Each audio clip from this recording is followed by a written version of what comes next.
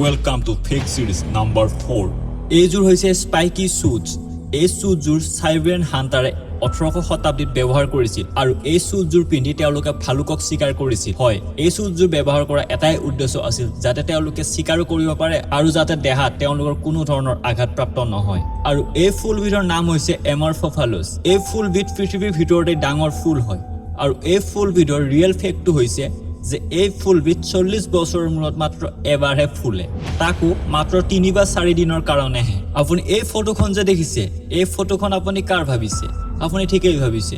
আৰু এই ফটোখন সাধাৰণ ফটো নহয় কল্পনা চাওলাৰ। এই ফটোখন কল্পনা চাওলাৰ মৃত্যুৰ কিছু পল আগত তোলা একমাত্ৰ অন্তিমখন ফটো হয় কল্পনা চাওলাৰ। আৰু এই গছডাল আকাশত কেনেকৈ উৰি আছে এইটো নিশ্চয় আপুনিও ভাবিছে। হয়, এনেকুৱা ইণ্টাৰেষ্টিং ফেক্টৰ বিষয়ে জানিবলৈ এইটো ভিডিঅ' অন্তিমলৈ চাওক আৰু এই ভিডিঅ'টো আপুনি ভালকৈ উপভোগ কৰিবৰ কাৰণে আপোনাৰ লগত থকা হেডফোনডাল আপুনি কাণত পিন্ধি লওক যাতে বেছি বহুত ভালকৈ আপুনি এই ভিডিঅ'টো অন্তিমলৈ উপভোগ কৰিব পাৰে।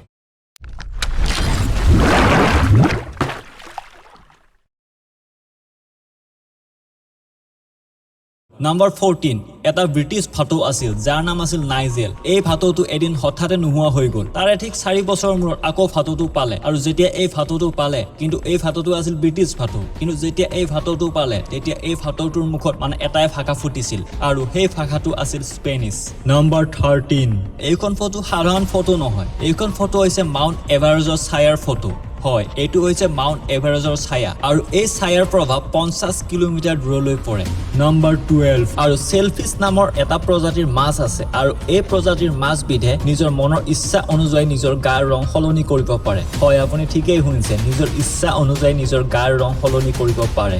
যেতিয়া এই মাছবিধে চিকাৰ কৰিবলৈ লয় তেতিয়া এই মাছবিধৰ গাৰ ৰং হৈ পৰে ডাৰ্ক কালাৰ আৰু এই মাছবিধে যেতিয়া ফূৰ্তিত থাকে বা ভাগৰুৱা অনুভৱ কৰে তেতিয়া এই মাছবিধৰ গাৰ ৰং হৈ পৰে নিয়ন কালাৰ।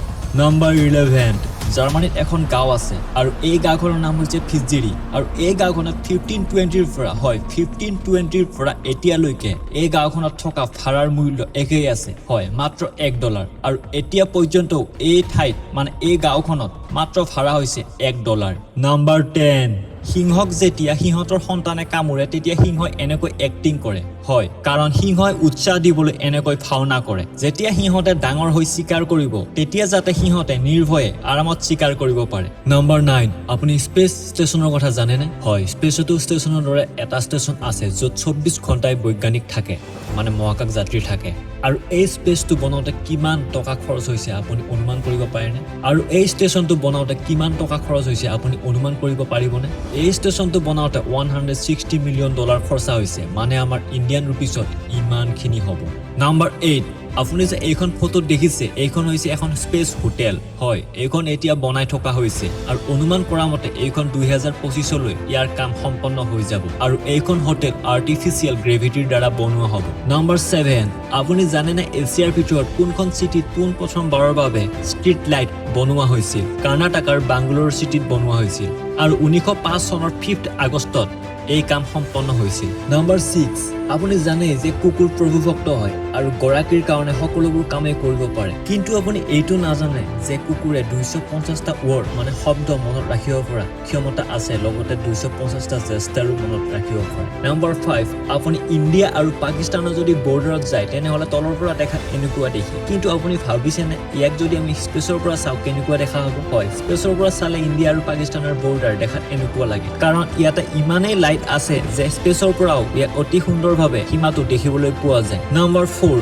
আমাৰ ইণ্ডিয়াত সাধাৰণতে ট্ৰেফিক জামবিলাক কেনেকুৱা হয় দেখিবলৈ এনেকুৱা লাগে, কিন্তু আপুনি ভাবিছেনে যে ডুবাইৰ ট্ৰেফিক জাম কেনেকুৱা হ'ব? হয়, ডুবাইত সম্পূৰ্ণ ছুপাৰ কাৰবিলাকেৰে ট্ৰেফিক জাম হৈ থাকে। Number 3 আমাৰ সোলাৰ চিষ্টেমত থকা গ্ৰহবিলাক এটা সময়ত এলাইন হৈছিল আৰু সেইটো সময় আছিল 561 BC।